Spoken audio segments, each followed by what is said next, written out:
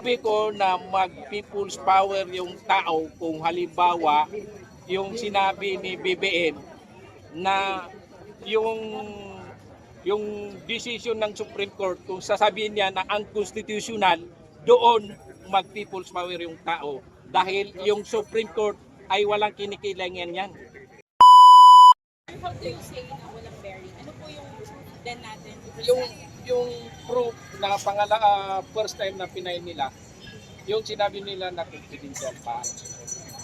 Alam man nila lahat na yung confidential fund ay sekreto, yung kaya tinawag na confidential dahil hindi pinapaalam sa bawat tao, kundi ang nakakaalam lang yung Commission on Audit. Walang pakialam ang House of Representatives kasi ibang agency na ang mahawak ng confidential fund na yan. Kaya yung ginawa nila, demolition job, sisirain nila si BP Inday dahil si Inday ay nagsiservisyo ng totoo. Yung sila, in fairness, ang daming kumukuha niyan ng confidential fund. Tulad ni BBM, mas malaki yung confidential fund niya, 4.5 billion. Bakit hindi inimbestiga? Si Tambaluslos, yung confidential fund niya, bakit hindi nila inimbestiga? Iyon ang sinabi namin na bakit si BP Inday lang ang tinitirya nila. Sir, there were 7 pieces of impeachment na sinabit nila sa Senate. Alin po doon sa tingin ninyo yung gawa-gawa lang and alin doon yung tingin ninyo pwedeng sagutin ninyo? Halos lahat yung pinail ng kaso, walang biring yan. Puro yung kasinungalingan. Kasi kilala natin ang mga Duterte dito sa Davao hanggang yung na-presidente siya. Lahat ng mga congressman, pinupuri siya. Dahil sa pag-asinso ang Pilipinas, rinirespeto ang Pilipinas, ang mga OFW, rinirespeto dahil kay Presidente Duterte. What will be the next move of the supporters, sir, if the impeachment will go prosper in June after the issue? Hindi kami titigil na ganito ginagawa namin hanggang hindi i-withdraw yung impeachment complaint. Pangalawa, hintayin natin yung penal na kaso ng Supreme Court na pina-comment si BBM at saka si Speaker, si Escudero at saka si Bersamin. Kung sasabihin nila yung sinabi ni BBM na kung unconstitutional yung GAA 2025 is mag-shutdown siya. Doon na tayo mag-people's power, mga taong bayan. Sir, will it reflect also sa election yung support for BP Sara? Will it reflect also dun sa mga sumuporta sa impeachment sa entire nation? Kaya nga yung sinasabi namin na bawat yung marinig natin yung comments ng Office of the President, yung pina-comment sila ng Supreme Court. So meaning, sir, it's a zero vote for those who say yes? Indian pwedeng magiging butuan yung mga tao na ganyan.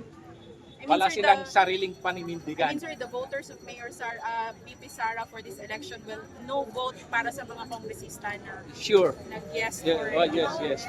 Sir, Yes. No vote tayo lahat ng bumoto ng yes. Oo. Kasi yung dati si Duterte ang presidente, ang daming umahanga kay Duterte. Maganda ang pagtatakbo ni presidente yung nagiging presidente. Sir, kampante tayo, sir, na magiging zero vote ito sa iba pang regions na supporters ni Mayor BP Sara. Nalaman naman lahat ng buong Pilipino na yung lahat ng kasinungalingan yung ginawa ng Tuadcom. Puro kasinungalingan. Walang biring yung ginawa nila. Kasi kung talagang patas sila, kung magbabatas talaga sila, lahat ng may confidential fund, ipatatawag nila. Okay. Bakit nagsisingle out sila kay BP Inday?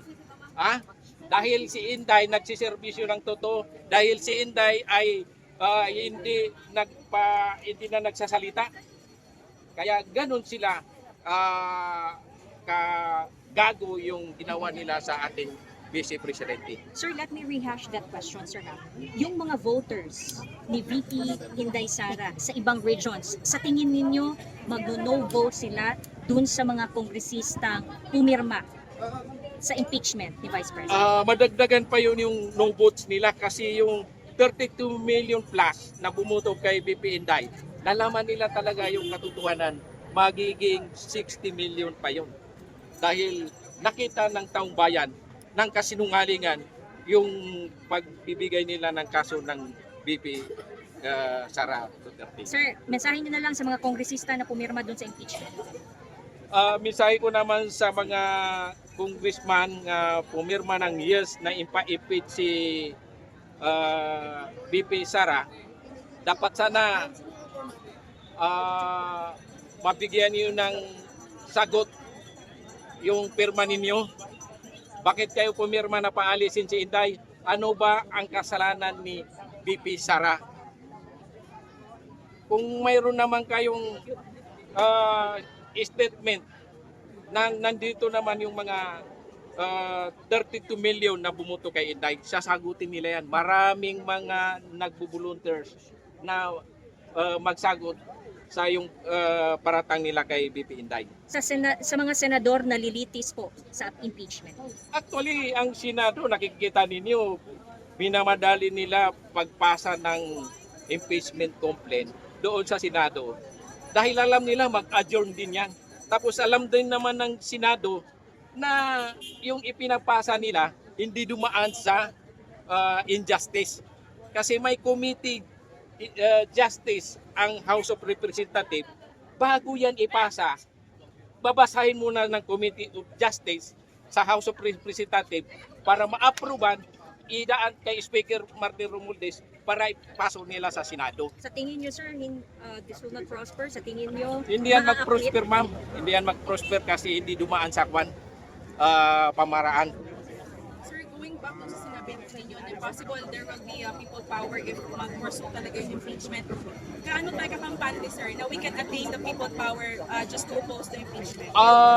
Yung sinabi ko na mag-people's power yung tao, kung halimbawa yung sinabi ni BBM na yung decision ng Supreme Court, kung sasabihin niya na unconstitutional, doon mag-people's power yung tao. Dahil yung Supreme Court ay walang kinikilangan yan. Alam nila ang batas. Sila ang pinaka-hit. Sila ang gumagawa ng pamamalakad sa gobyerno. So are you referring to an EDSA 3? I sure it is not EDSA 3 with they called in people's power. People's power? Yeah, Meaning, no need to EDSA 3. The people are lalabas na yan na magpalisin na si BBM. How meron po kayo rito, sir, for this movement? And how will it mirror also for that people power na sinasabi ninyo? Actually, itong grupo na ito, lahat ito mga bumuto kay Inday, not only in Davao City, but in the NCR, Cagayan, Cebu, sabay-sabay ito nag-indignation rally ngayon, today. ano, sir, will this be a regular rally? I hope kung halimbawa wala nang